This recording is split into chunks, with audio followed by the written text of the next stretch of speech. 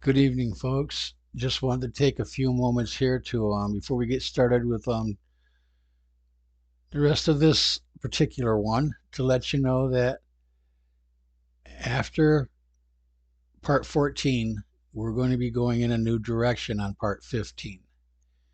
We're going to begin to take a look at the history of just how far back the deception goes into our country and how thoroughly it was accomplished. I'm hoping that I'll be able to get my good friend Thumper to help me out on this one because he always makes the right comments and asks the right questions. If he's willing, I hope that we'll be able to do it on his Monday morning straight shooting show. And, well, let's go ahead and get started with where we left off on this particular one here. And subject constitutional law. One who owes allegiance to a sovereign and is governed by his laws. Men in free governments are subjects as well as citizens. As citizens, they enjoy rights and franchise. As subjects, they are bound to obey the laws. American constitutional law. The word state is applied to the several members of the American Union, while the word nation is applied to the whole of the body of people embraced within the jurisdiction of the federal government. Union, a league, a federation, an unincorporated association of persons for common purpose as a trade or labor union, joinder of separate entities. League, a treaty of alliance between different states or parties. It may be offensive or defensive or both. It is offensive when the contracting parties agree to unite in attacking a common enemy. Defensive when the parties agree to act in concert in defending each other against an enemy. A measure of distance varying in different countries. Federation, ordinarily an unincorporated association of persons for a common purpose. Republic, a commonwealth, that form of government in which the administration of affairs is open to all citizens. In another sense, it signifies the state independently of its form of government. Commonwealth, the public or common weal or welfare. This cannot be regarded as a technical term of public law. Though often used in political science, it generally designates, when so employed, a republican frame of government, one in which the welfare, rights of the entire mass of people are the main consideration, rather than the privileges of a class or a will of a monarch. Or it may designate the body of citizens living under such a government.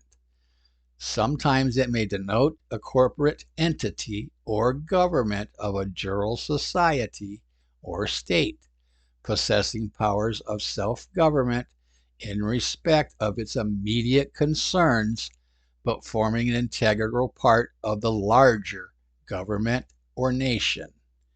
In this latter sense, it is the official title of the several of the United States, as Pennsylvania, Massachusetts, Virginia, and Kentucky, and would be appropriate to them all. In the former sense, the word was used to designate the English government during the Protectorate of Cromwell. Questions. So what is a republic? What is a constitutional republic? Can they be one and the same? In my opinion, they are the same. A republic is one of two things. It is a commonwealth or it is a state nation. The type of government that is in place determines which it really is. Only a true republican government will make it a commonwealth. Any other type of government makes it a state nation. Only a republican government allows you to remain sovereign. Any other type of government makes you a citizen, subject who owes allegiance to that government. This is not meant to be any kind of attack on any of the different views that are so easy to find. It is meant hopefully to get a lot of you to start researching for yourself. We all seem to forget at times just how much of everything we have been taught is based on lies. The truth is available, but it, like all truth, has to be sought out. Before I forget, common law was adopted by our Constitution. Before that, we had colonial law. In my opinion, colonial law took from the common law those laws most in line with our Father God's laws. At least that is what my research has led me to believe. Let's take a look at some more of the legal meanings for the word limitation. Corporations. Under the statute providing that all corporations, expiring by their own limitation, shall for certain purposes be continued as bodies corporate for a term of 3 years. The word limitation is an act of limiting, a restriction of power, a qualification. Estates. A restriction or circumscription of an estate, and a conveyance by which it is granted, in respect to the interest of a grantee or its duration. The specific curtailment or confinement of an estate by the terms of the grant, so that it cannot endure beyond a certain period or designated contingency. A limitation on a grant determines an estate upon the happening of the event itself, without necessity of doing any act to regain the estate, such as re-entry. A limitation, whether made by express words of the party or existing in intendment of law, circumscribes the continuance of time for which the property is to be enjoyed, and by positive and certain terms, or by reference to some event which possibly may happen, marks the period at which the time of enjoyment shall end. The word limitation defines the extent or quality of an estate conveyed or devised.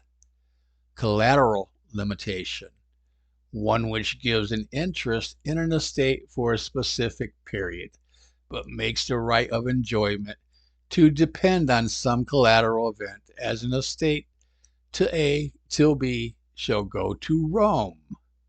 Conditional limitation, a condition followed by a limitation over to a third person in case the condition be not fulfilled or there be a breach of it.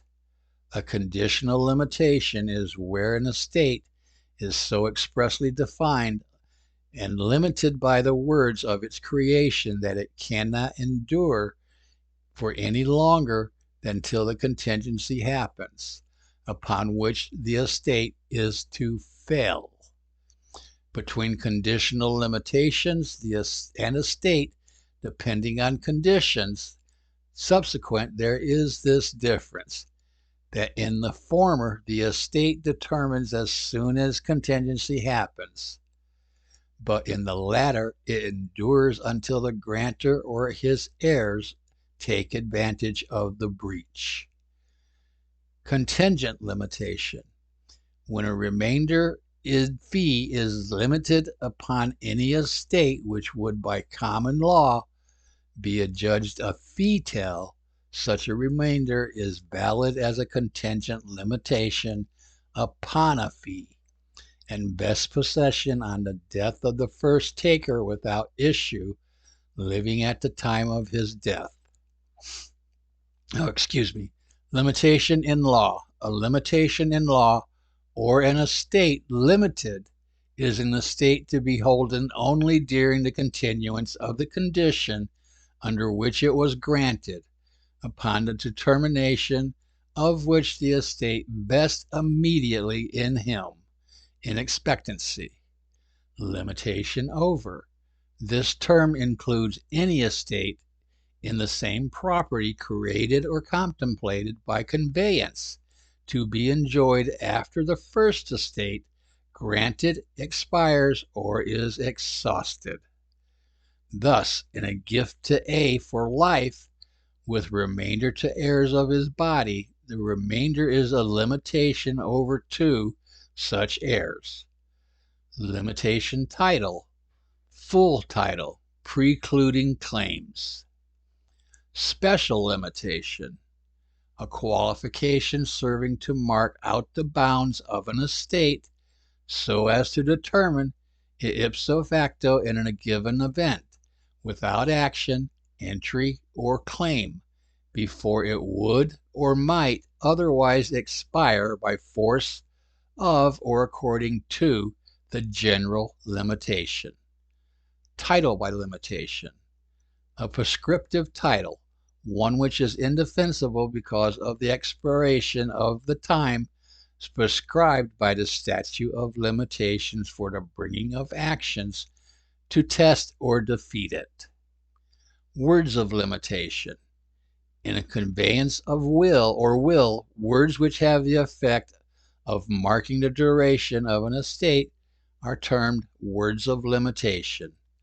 Thus, in grant to A and his heirs, the words "and his heirs" are words of limitation because they show that A is to take the estate in fee simple and do not give his heirs anything.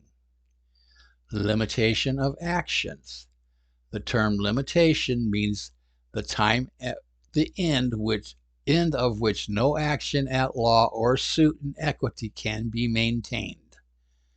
The restriction by statute of the right of action to a certain periods of time after the occurring of cause of action, beyond which, except in certain specified cases, it will not be allowed. Also the period of time so limited by law for bringing of actions. Wow, so that was a lot, and there's so much that we could go into about all this, but I think that at this point in time that we're much better off in doing this a little bit slower, because there's lots of different words in there that need to be defined legally. And here are some words that will become more important as we move into other areas. We limit what is here to prevent information overload. If you spend too much time digging into all of this all at once, you can experience information overload or even burnout. And if you have found this to be beneficial in any way, then please check out and give a like to my YouTube and Rumble channels. As always, remember to share across all your social platforms, and most importantly with family and friends in other countries, as we are in a global war against evil. God bless all of you, and much blessings and gratitude to you all. You all have an excellent night.